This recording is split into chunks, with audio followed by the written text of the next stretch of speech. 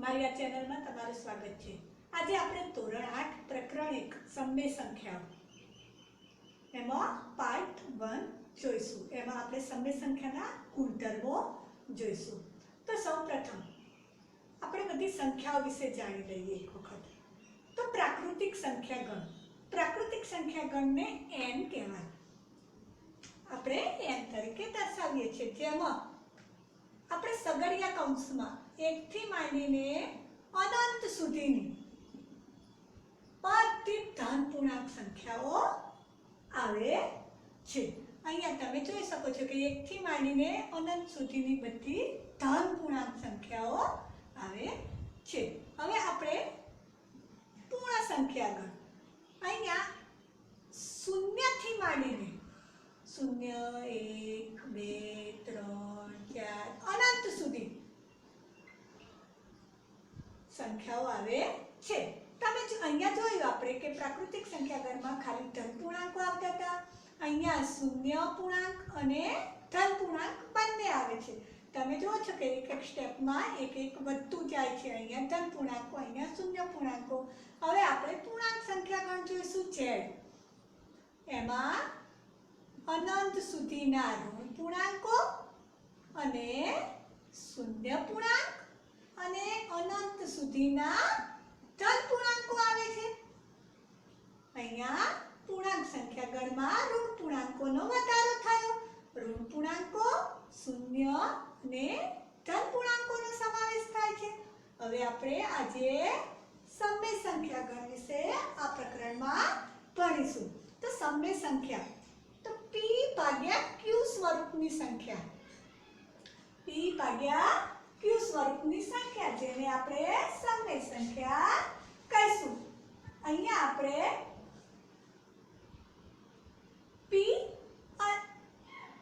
આપણે પૂર્ણાંક સંખ્યા ગણ લેવાનું। કોઈ પણ ઋણ પૂર્ણાંક હોય, શૂન્ય હોય કે ધન પૂર્ણાંક હોય, પણ q આપણે શૂન્ય લઈ શકીએ નહીં। q શૂન્ય હોય નહીં।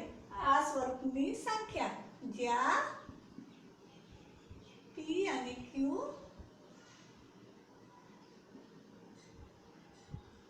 પૂર્ણાંક સંખ્યાઓ,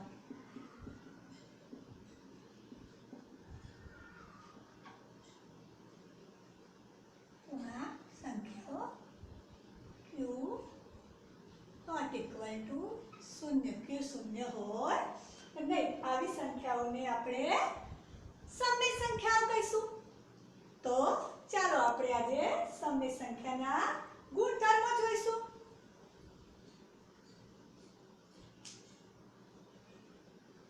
પહેલો સમૃદ્ધતાનો ગુણધર્મ,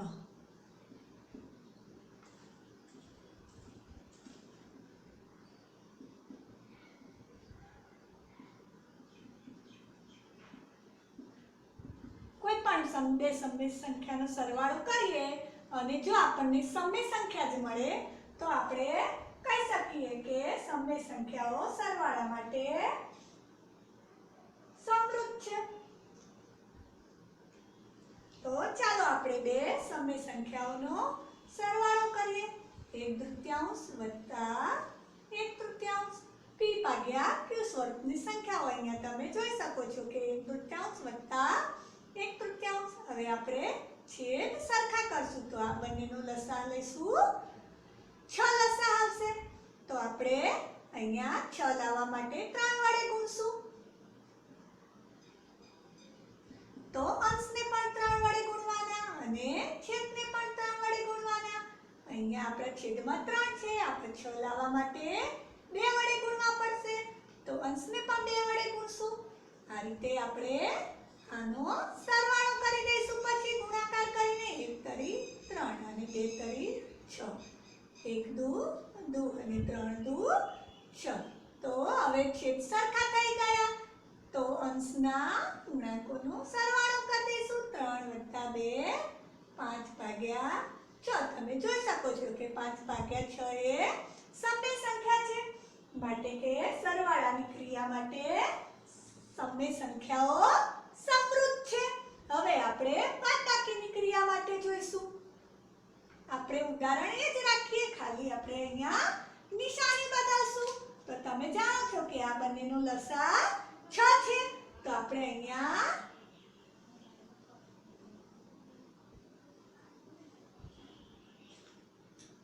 6 લાવવા માટે 3 વડે ગુણશું. શરૂઆતમાં મેં તમને એક ઉદાહરણ શીખવ્યું એટલે હવે આપણે અહીંયા ડાયરેક્ટ કરશું. અહીંયા આપણે 2 વડે ગુણવા પડશે 6 લાવવા માટે. તો 2 ભાગ્યા 6. હવે તમે જાણો છો કે છેદ સરખા થઈ ગયા. તો આપણે અંશની બાદબાકી કરી દઈશું. તો 3 ઓછા 2 બરાબર 1 ષષ્ઠમાંશ. તમે જાણો છો કે આ પણ સમય સંખ્યા છે માટે આપણે કહી શકીએ કે બાદબાકીની ક્રિયા માટે સમય સંખ્યાઓ સમૃદ્ધ છે. હવે આપણે ગુણાકાર માટે જોઈશું. ગુણાકાર કરવા માટે આપણે અંશ અંશનો ગુણાકાર કરશું અને છેદ છેદનો ગુણાકાર કરશું. તો 1 ગુણ્યા 1 એટલે 1 અને 2 ગુણ્યા 3 એટલે 6. અહીંયા તમે 1 ષષ્ઠમાંશ જવાબ આપ્યો જોઈ શકો છો કે આ પણ સમય સંખ્યા છે. તો આપણે કહી શકીએ કે ગુણાકારની ક્રિયા માટે સમય સંખ્યાઓ સમૃદ્ધ છે. હવે આપણે ભાગાકારની ક્રિયા માટે જોઈશું. તો ભાગાકારની ક્રિયા માટે આપણે એક ઉદાહરણ લઈએ કે 1/3 ભાગ્યા 0. તો અહીંયા આપણે કીધું છે કે q ≠ 0 શૂન્ય વડે આપણે ભાગાકાર કરીએ તો આ વ્યાખ્યાયિત નથી. માટે આપણે અહીંયા કહી શકીએ કે ભાગાકારની ક્રિયાઓ માટે સમય સંખ્યા સમૃદ્ધ નથી. તો તમે અહીંયા કહી શકો કે ભાગાકારની ક્રિયા માટે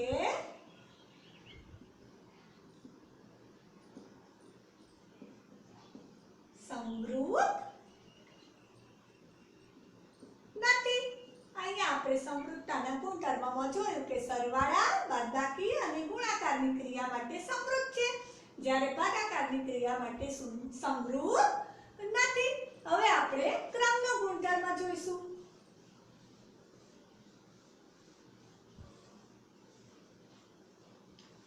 ક્રમના ગુણધર્મમાં આપણે અહીંયા એક ઉદાહરણ લઈએ.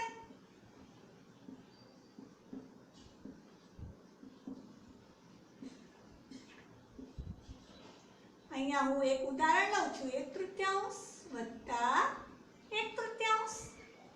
ક્રમના ગુણધર્મમાં આપણે ક્રમ બદલવાનો. તો 1/3 વત્તા 1/3. આ બંનેનો જવાબ સરખો આવે તો આપણે સમજવાનું કે ક્રમના ગુણધર્મનું પાલન થાય છે. તો આપણે પહેલા ડાબી બાજુ કરીશું. આ છે આપણી ડાબી બાજુ ને આ જમણી બાજુ. તો ડાબી બાજુનો આપણે સરવાળો કરી દઈશું. તો આપણે પહેલા પણ જોયું હતું કે આનો લસા આવશે 6. આપણે 2 છે તો 6 લાવવા માટે 3 વડે ગુણવા પડશે ને અહીંયા 2 વડે ગુણવા પડશે. તો આનો જવાબ આવશે 5/6.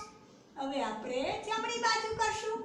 જમણી બાજુમાં છે 1/3 વત્તા 1/3.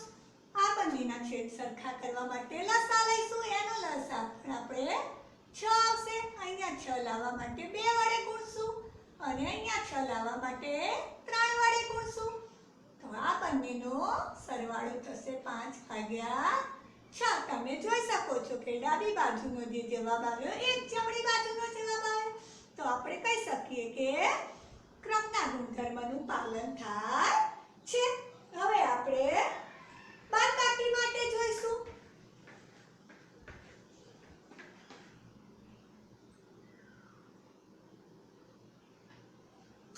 અહીંયા મેં સંખ્યા લખી દીધી છે. પહેલા ડાબી બાજુ કરીશું.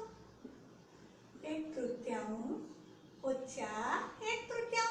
તમે જાણો છો કે આનો લસા 6 આવે. તો અહીંયા 6 લાવવા માટે 3 વડે ગુણશું અને અહીંયા આપણે 2 વડે ગુણશું. તો 3 માંથી 2 જશે તો 1/6. હવે એ રીતે આપણે જમણી બાજુ કરીશું.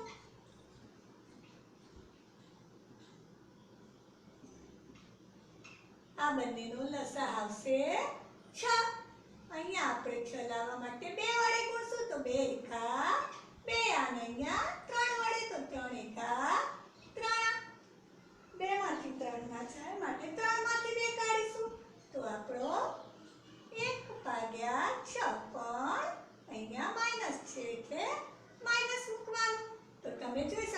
બંનેનો જવાબ સરખો નથી. આ પ્લસ છે અને અહીંયા માઈનસ છે. માટે આપણે કહી શકીએ કે બાદબાકીની ક્રિયામાં ક્રમના ગુણધર્મનું પાલન થતું નથી. એ જ રીતે હવે આપણે ગુણાકારની ક્રિયા માટે જોઈશું.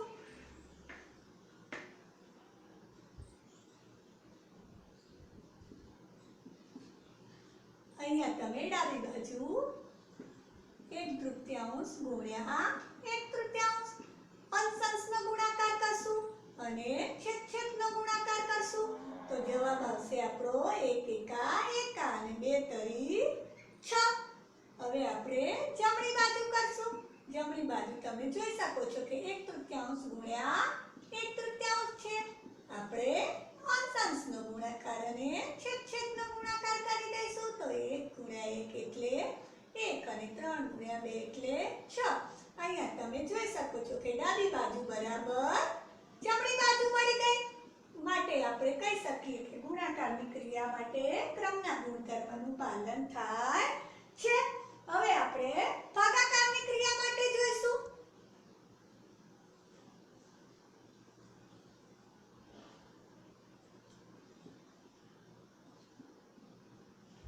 ભાગાકારની ક્રિયા માટે આપણે એને ગુણાકારમાં ફેરવવા માટે આનું વ્યસ્ત લખી દઈશું, ઉલટાવી દઈશું. 3 ને ઉપર લઈ જઈશું ને 1 ને નીચે. હવે તો તમે જાણો છો કે અંશ-અંશનો ગુણાકાર ને છેદ-છેદનો ગુણાકાર 1 ગુણ્યા 3 એટલે 3, 2 ગુણ્યા 1 એટલે 2. આ આપણી મળી ગઈ ડાબી બાજુ. હવે આપણે જમણી બાજુ શોધીશું. 1/3 ભાગ્યા 1/3. આપણે આને ગુણાકારમાં ફેરવવા માટે ઉપર 2 લઈ જઈશું ને નીચે 1 વ્યસ્ત લખી દઈશું.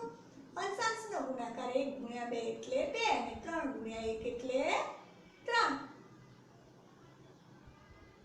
અહીંયા તમે જોઈ શકો છો કે બંનેના જવાબ સરખા નથી. ડાબી બાજુ બરાબર જમણી બાજુ નથી. માટે આપણે કહી શકીએ કે ભાગાકારની ક્રિયા માટે ક્રમના ગુણધર્મનું પાલન થતું નથી. આપણે બધા ઉદાહરણ જોયા. એમાં તમે જોયું કે સરવાળા અને ગુણાકાર માટે ક્રમના ગુણધર્મનું પાલન થાય છે, પણ બાદબાકી અને ભાગાકાર માટે ક્રમના ગુણધર્મનું પાલન થતું નથી. હવે આપણે આગળ જૂથનો નિયમ જોઈશું. તમને સંખ્યા માટે જૂથનો ગુણધર્મ.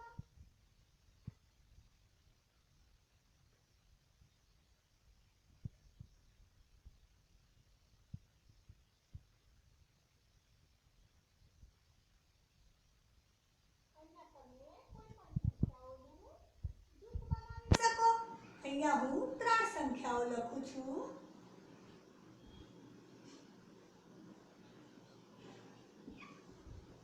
પહેલા આપણે પાછળના બેનું જૂથ બનાવીએ તો પછી આપણે આગળની 2 સંખ્યાઓનું જૂથ બનાવીશું.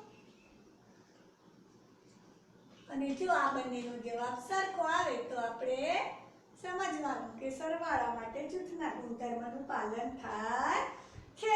તો પહેલા આપણે ડાબી બાજુ જોઈશું. 1/3 વત્તા 1/3 વત્તા 2/5. અહીંયા તમે જોઈ શકો છો કે આપણે પહેલા કૌંસવાળાનું સાદું રૂપ આપીશું.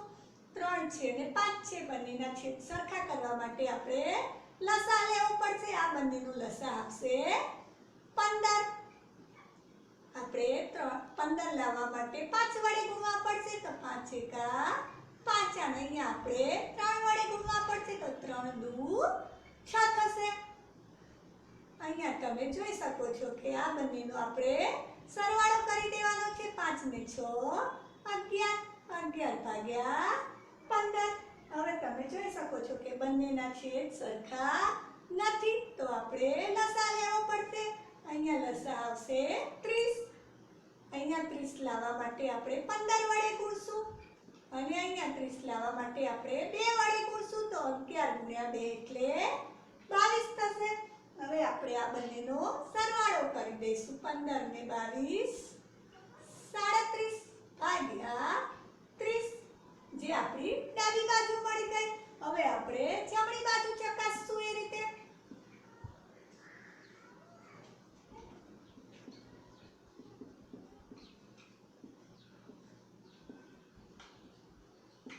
આ બંનેનો આપણે છેદ સરખો કરવા માટે લસા લઈશું. લસા આવશે 6.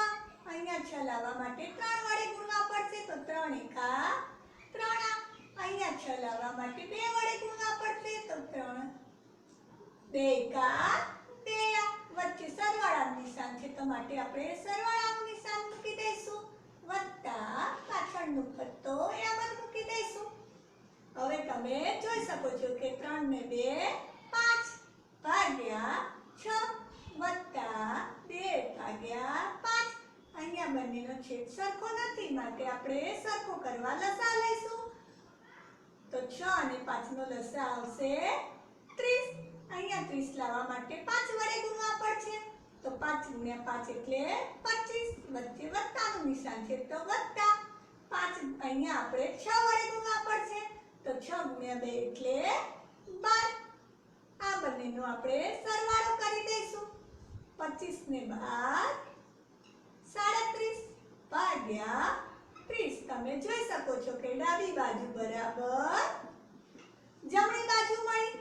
માટે આપણે કહી શકીએ કે જૂથના ગુણધર્મનું પાલન થાય છે. સરવાળા માટે જૂથના ગુણધર્મનું પાલન થાય છે. હવે આપણે બાદબાકી માટે જોઈશું.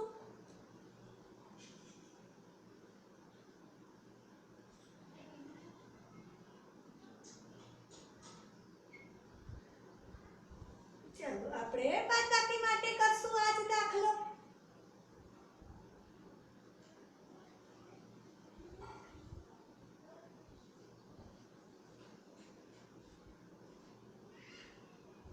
અહીંયા મેં બાદબાકીનું નિશાન મૂકી દીધું છે.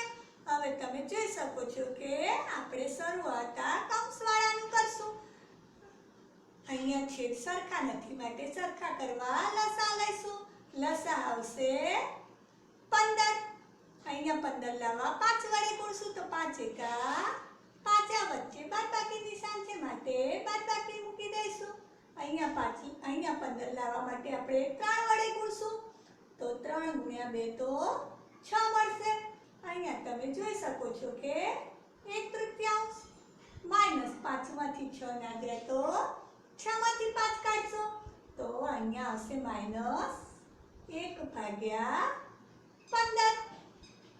હવે તમે જોઈ શકો છો કે આપણે અહીંયા સરવાળો કરવા માટે કૌંસમાં જે છે એનું વિરોધી મૂકી દઈશું. અહીંયા -1 15 નું વિરોધી છે 1/15. હવે આપણે આ બંનેનો સરવાળો કરી દઈશું. અહીંયા છેદ સરખા નથી તો લસા લેવો પડશે તો લસા આવશે 30. તો અહીંયા 30 લાવવા માટે આપણે 15 વડે ગુણવા પડશે તો 15 ગુણ્યા 1 એટલે 15. વચ્ચે વત્તાકારનું નિશાન છે તો વત્તા. અહીંયા 30 લાવવા માટે આપણે 2 વડે ગુણવા પડશે તો 2 એકા 2. તો અહીંયા તમે જોઈ શકો છો કે 15 વત્તા 2 એટલે 17 ભાગ્યા 30 મળી ગયા. હવે આપણે એ જ રીતે આગળ કરશું. જમણી બાજુ જોઈશું તો જમણી બાજુમાં અહીંયા આપણો છેદ સરખા નથી તો સરખા કરવા માટે લસા લઈશું. આ બંનેનો લસા આવશે 6. અહીંયા 6 લાવવા માટે 3 વડે ગુણવા પડશે અને અહીંયા 6 લાવવા 2 વડે ગુણવા પડશે તો 1 ગુણ્યા 3 એટલે 3. વચ્ચે ઓછાનું નિશાન છે તો આપણે ઓછા મૂકી દઈશું. 1 ગુણ્યા 2 એટલે 2. તો 3 માંથી 2 જાય તો 1 આવશે. તો આપણે લખી દઈશું કે 1/6 -2/5. આ બંનેનો છેદ સરખો નથી માટે આપણે શું કરશું? સરખો કરશું. તો સરખો કરવા માટે લસા લઈશું. આ બંનેનો લસા આવશે 30. અહીંયા 30 લાવવા માટે 5 વડે ગુણવા પડશે તો 5 એકા 5. અને અહીંયા 30 લાવવા માટે 6 વડે ગુણવા પડશે તો 6 ગુણ્યા 2 એટલે 12 થશે. હવે આપણે 5 માંથી 12 ના જાય પણ 12 માંથી 5 કાઢીશું તો 7. માઈનસ નું નિશાન છે તો માઇનસ ભાગ્યા 30. અહીંયા તમે જોઈ શકો છો કે ડાબી બાજુ બરાબર જમણી બાજુ આપણને મળી નથી. અહીંયા 17/30 છે, અહીંયા -7/30 છે, માટે આ બંને સરખા નથી. એટલે આપણે કહી શકીએ કે બાદબાકીની ક્રિયામાં જૂથના ગુણધર્મનું પાલન થતું નથી. હવે આપણે ગુણાકાર માટે જૂથના ગુણધર્મનું જોઈશું. પાલન થાય છે કે નહીં તે ચકાસીશું. આપણે અહીંયા ગુણાકારની નિશાની મૂકી દઈશું. તો સૌપ્રથમ આપણે ડાબી બાજુ જોઈશું. કૌંસવાળાનું પહેલા સાદું રૂપ આપીશું. અંશ-અંશનો ગુણાકાર 1 × 2 એટલે 2 ભાગ્યા 3 × 5 એટલે 15. અહીંયા 2 સરખા છે. જો અંશ અને છેદમાં તો આપણે કાઢી દઈશું. તો બચ્યું 1 ભાગ્યા 15. અને ના કાઢો તો તમે ડાયરેક્ટ અંશ-અંશનો અને છેદ-છેદનો ગુણાકાર કરી શકો છો. એ રીતે આપણે જમણી બાજુ જોઈશું. જમણી બાજુમાં આપણે અંશનો અંશ સાથે અને છેદનો છેદ સાથે ગુણાકાર કરીશું. તો 1 × 1 એટલે 1 અને 2 × 3 એટલે 6 ગુણ્યા 2 પંચમાંશ. અહીંયા પણ તમે જોઈ શકો છો કે 3 × 2 એટલે 6 થાય. તો 2 ઉડી જશે. ઉપર આપણે 1 બચે, નીચે 3 × 5 એટલે 15 મળી જશે છેદમાં. તો તમે અહીંયા જોઈ શકો છો કે ડાબી બાજુ બરાબર જમણી બાજુ મળી ગઈ. તો તમે અહીંયા કહી શકો કે ગુણાકારની ક્રિયામાં જૂથના ગુણધર્મનું પાલન થાય છે. આપણે હવે ભાગાકારની ક્રિયા માટે જોઈશું. ભાગાકારની ક્રિયા માટે જૂથના ગુણધર્મનું પાલન થાય છે કે નહીં એ આપણે જોઈશું. તો સૌપ્રથમ આપણે ડાબી બાજુ ચકાસીશું. ડાબી બાજુમાં પાલન થાય છે કે નહીં. પછી જમણી બાજુ જોઈશું.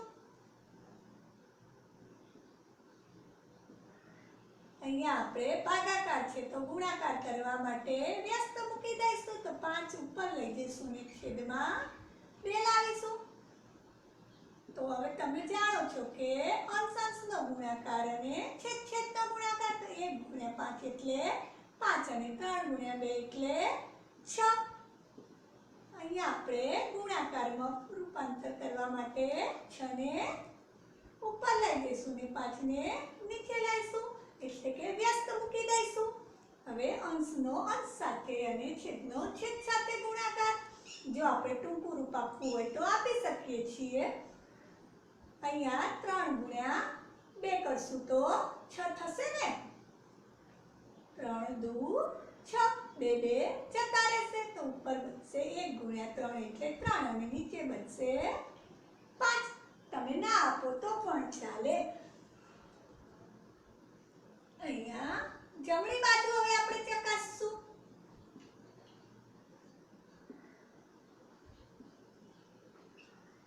ભાગાકારનું ગુણાકારમાં રૂપાંતર કરવા માટે આપણે વ્યસ્ત લખશું. તો 3/1. હવે તમે જાણો છો કે આપણે અંશ-અંશનો ગુણાકાર કરી દઈશું ને છેદમાં છેદનો ગુણાકાર કરી દઈશું. 1 × 3 એટલે 3 અને 2 × 1 એટલે 2 ભાગ્યા 2 પંચમાંશ. અહીંયા પણ આપણે એ જ રીતે ગુણાકારમાં રૂપાંતર કરવા માટે વ્યસ્ત લખી દઈશું. 5/2. હવે તમે જોઈ શકો છો કે 3 × 5 15 અને 2 × 2 એટલે 4. તમે અહીંયા જોઈ શકો છો કે ડાબી બાજુ અને જમણી બાજુ આપણી સરખી નથી. તો આપણે કહી શકીએ કે ભાગાકારની ક્રિયા માટે જૂથના ગુણધર્મનું પાલન થતું નથી. તો આપણે અહીંયા જોયું કે સરવાળા અને ગુણાકાર માટે જૂથના ગુણધર્મનું પાલન થાય છે. ભાગાકાર માટે જૂથના ગુણધર્મનું પાલન થતું નથી. હવે આપણે આગળ જોઈશું કે શૂન્યની ભૂમિકા.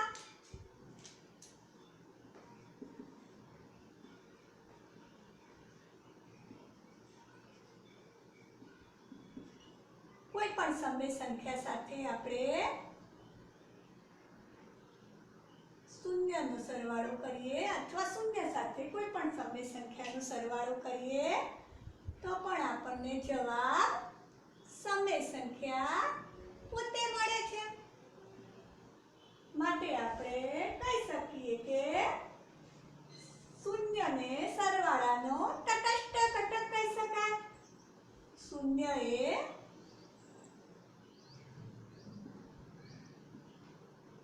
સરવાળા માટેની તટસ્થ સંખ્યા ખાલી જગ્યા છે. આવી ખાલી જગ્યા તમને પૂછાઈ શકે પરીક્ષામાં. તો સરવાળા માટેની તટસ્થ સંખ્યા શૂન્ય છે. તો તમે જાણો છો કે શૂન્યનો કોઈ પણ સંખ્યા સાથેનો સરવાળો કરો તો જવાબ તે સંખ્યા પોતે મળે છે. એ જ રીતે આપણે એકની ભૂમિકા જોઈશું.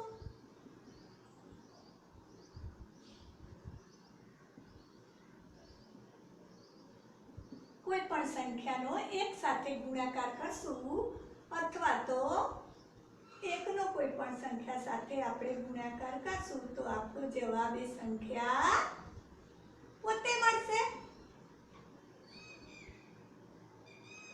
1 ગુણ્યા 1 એટલે 1 અને નીચે છેદમાં 2 છે માટે 2. તો અહીંયા તમે જોઈ શકો કે કોઈ પણ સંખ્યા તમે લો તો એનો એક સાથેનો ગુણાકાર કરશું તો એ સંખ્યા પોતે મળે છે. આપણે કહી શકીએ કે ગુણાકાર માટેની તટસ્થ એકમ 1 છે અથવા તો ગુણાકારની તટસ્થ સંખ્યા 1 છે. હવે આપણે આગળ વિરોધી સંખ્યા જોઈશું. વિરોધી સંખ્યા એટલે કે જે બે સંખ્યાઓનો સરવાળો શૂન્ય થાય તે બે સંખ્યાઓને એકબીજાની વિરોધી સંખ્યા કહે છે. વિરોધી સંખ્યા જે બે સંખ્યાઓનો સરવાળો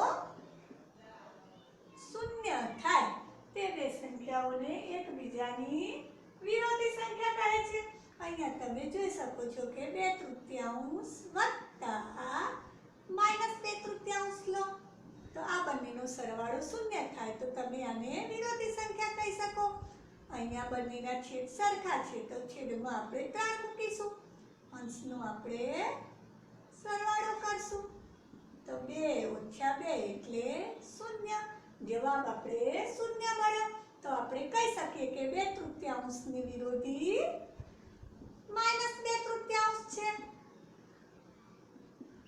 અને -2/3 ની વિરોધી 2/3 મળે. ટૂંકમાં આપણે વિરોધી સંખ્યા કોઈ પણ સંખ્યાની શોધવી હોય તો આપણે નિશાની બદલી દેવાની છે. હવે આપણે વ્યસ્ત સંખ્યા માટે જોઈશું. તો જે બે સંખ્યાઓનો ગુણાકાર 1 થાય તે બે સંખ્યાઓને એકબીજાની વ્યસ્ત સંખ્યા કહે છે. અહીંયા તમે જોઈ શકો છો કે મેં 1/3 લીધા છે અને 2/1 લીધા છે. તો આ બંનેનો ગુણાકાર 1 થશે. 2 એકા 2 અને 2 એકા 2 આ છેદનો ગુણાકાર તો 2 જતા રહેશે તો આપણો જવાબ આવશે 1. તો આ બંને સંખ્યાઓનો ગુણાકાર 1 થાય છે માટે આ બંને સંખ્યાઓને એકબીજાની આપણે વ્યસ્ત કહીશું. 1/3 ની વ્યસ્ત સંખ્યા મળશે આપણને 2/1 અને 2/1 ની વ્યસ્ત સંખ્યા મળશે 1/3.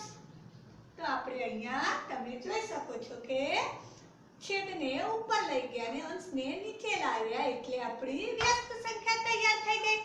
આ રીતે તમે જોઈ શકો છો. જો મારો આ વિડિયો તમને ગમ્યો હોય તો લાઈક કરજો, તમારા મિત્રો સુધી શેર કરજો અને મારી આ ચેનલને સબસ્ક્રાઇબ કરજો.